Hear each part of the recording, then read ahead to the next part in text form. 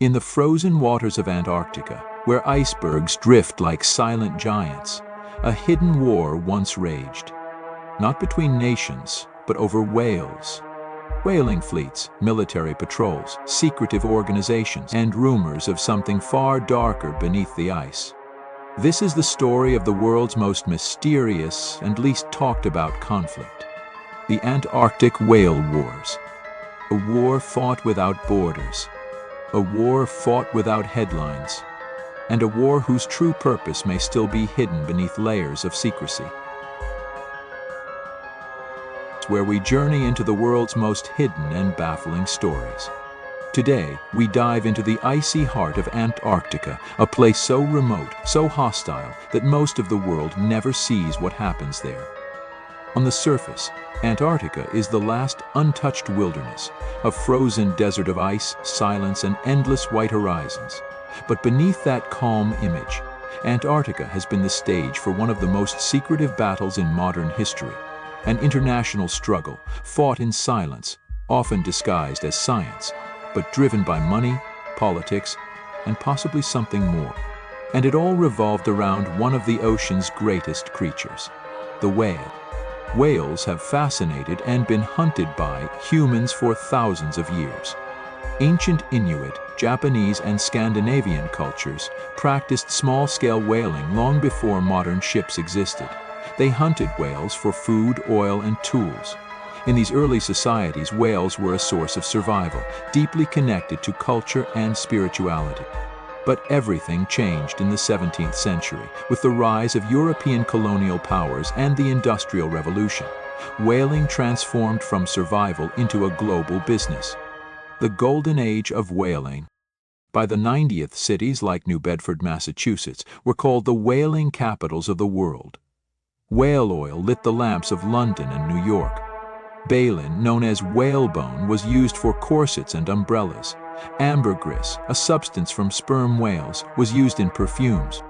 But the true epicenter of industrial whaling was still to come. Antarctica. Antarctica, the whale frontier. In the early 20th century, new technology changed everything. Harpoon guns, steam-powered catcher boats, and floating factory ships made it possible to hunt whales on an industrial scale. And no place on Earth had more whales than the Southern Ocean surrounding Antarctica. Blue whales, fin whales, humpbacks, minkus, massive pods swam in waters untouched by humans. By the 1920s, the hunt had begun, and it was a slaughter. Between the 1920s and 1970s, over 2 million whales were killed in Antarctic waters. Entire species were pushed to the brink of extinction. Blue whales, once numbering in the hundreds of thousands, were reduced to a fraction of their population. The waters of the Southern Ocean ran red with blood. The big players. Nations like Norway, Japan, and the Soviet Union built massive fleets. Each ship was essentially a floating city, equipped with harpoons, winches, flensing decks, and boiling vats to process carcasses on site. Nothing was wasted. This wasn't just hunting. It was one of the largest industrialized mass killings in human history. But eventually, the world began to notice. By the mid-20th century, conservationists raised alarms. Whale populations were collapsing. International organizations began to pressure whaling nations. In 1946, the International Whaling Commission, IWC, was formed. Its original purpose wasn't to stop whaling. It was to regulate it, ensuring nations didn't hunt species into extinction.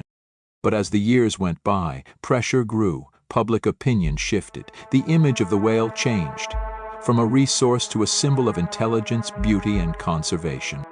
Finally, in 1986, after decades of debate, the IWC issued a global ban on commercial whaling. To many, it seemed like the slaughter was finally over. But there was a catch: the loophole. The ban included one exception: whaling for scientific research. Nations could continue hunting whales if it was in the name of science. And one country in particular seized this opportunity: Japan. Officially, Japanese fleets were collecting scientific data. Unofficially, much of the whale meat ended up on commercial markets back home. This scientific whaling became one of the most controversial issues in global conservation. For Japan, it was framed as cultural tradition and national pride. For critics, it was simply commercial whaling in disguise. And this loophole sparked a new kind of war, not with harpoons alone, but with activists, governments, and shadowy confrontations on the high seas. Enter Sea Shepherd Conservation Society, an environmental group founded by former Greenpeace member Paul Watson. Unlike Greenpeace, which focused on protest, Sea Shepherd took direct action. Watson believed in aggressive intervention, sabotaging ships, blocking harpoons, and physically disrupting hunts.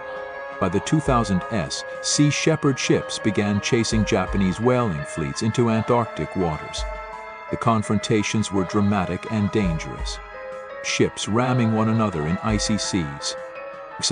Throwing stink bombs filled with butyric acid to contaminate whale meat. Crews blasting high-pressure water cannons across frozen decks.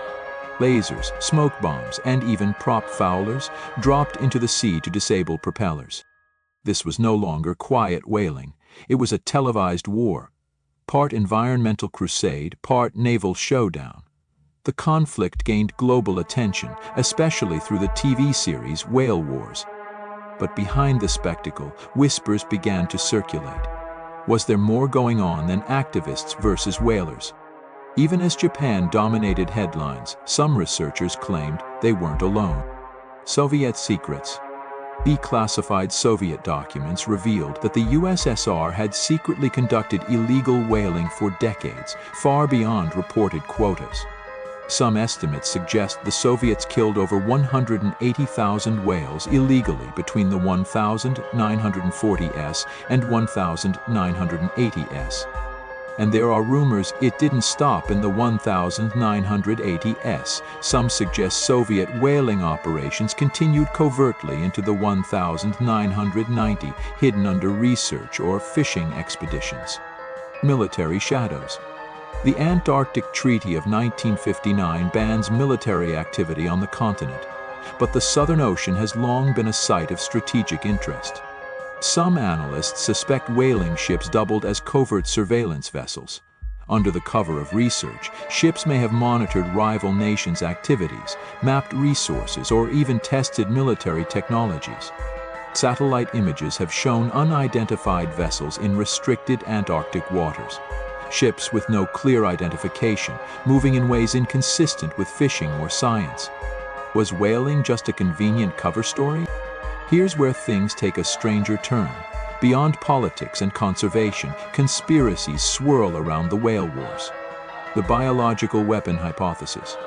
Some believe whale tissue samples weren't just for research, but for studying marine DNA and deep-sea microbes. These organisms, adapted to extreme cold and pressure, may hold secrets for pharmaceutical breakthroughs or even biological warfare. Could whales have been targeted not just for meat but for what lived inside them? The hidden species hypothesis. Antarctica remains one of the least explored places on Earth. The Southern Ocean is deep, dark, and largely unmapped. Some fringe researchers suggest whalers may have encountered unknown marine life, creatures so rare or strange that they were kept secret. Sailor accounts describe massive, unidentified shapes moving beneath ships. Could these be exaggerated whale sightings? Or something else entirely? The resource war hypothesis. Whales might have been a cover for something bigger, Antarctica's resources. The continent holds vast reserves of oil, gas, and minerals. The Southern Ocean is rich in krill, a tiny crustacean that forms the base of the marine food chain.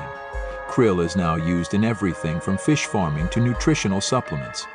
Some argue whaling fleets were also surveying these resources, using research as a loophole to stake territorial claims and monitor rivals.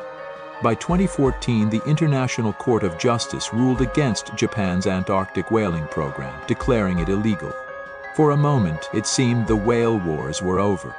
But in 2018, Japan made a bold move. It withdrew from the IWC altogether. It announced it would resume commercial whaling, but limit hunts to its own waters. Publicly, the Antarctic hunts ended. Privately, the truth may be more complicated. Intelligence analysts suspect that unreported whaling still occurs in remote parts of the Southern Ocean. Meanwhile, the military presence in Antarctica continues to grow. Nations operate research stations that look suspiciously fortified. Satellite imagery reveals structures more akin to military outposts than science labs. The whale war may not have ended, it may have simply gone underground. So what was the Antarctic whale war really about? Was it simply environmental activists versus whalers?